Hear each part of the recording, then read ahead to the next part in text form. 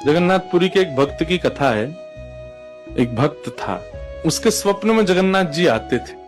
वो इतना रोता था मंदिर के बाहर खड़े होकर के। तो ठाकुर जी बोले, तू क्यों रोता है? बोले, आप बस मेरे साथ रहो, मुझे और कुछ नहीं चाहिए, और इस बात का मुझे अनुभव होना चाहिए कि आप मेरे साथ हो। तो भगवान जगन्नाथ जी ने उसको कहा, मैं तेरे साथ हमेशा हूं, और इसका अनुभव तुझे जब करना हो समुद्र की बालू में चलना, और थोड़ी दूर चलने के बाद फिर पीछे देखना, 2 पैरों के निशान तेरे होंगे और तेरे बगल में 2 पैर के निशान मेरे होंगे। उससे तुझे पता चल जाएगा मैं तेरे साथ।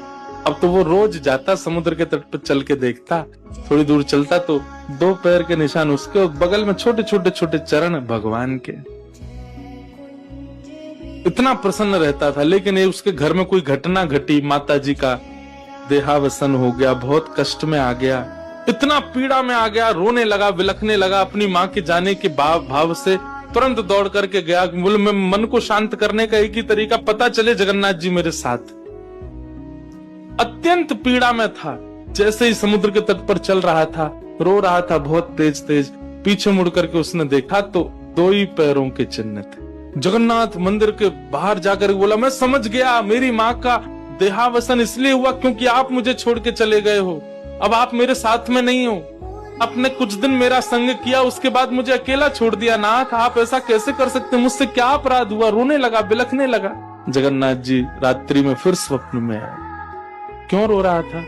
बोले, नाथ, आप मेरे साथ थे हमेशा, और आज आप मेरे साथ नहीं थे। मैंने जाके देखा 2 ही चरण चिन्ह थे, और आज ही मेरी माँ का भगवत धाम गमन हो गया। इसका मतलब आपने मुझे त्याग दिया ना? मुझसे कोई अपराध हुआ है? भगवान बोले, नहीं।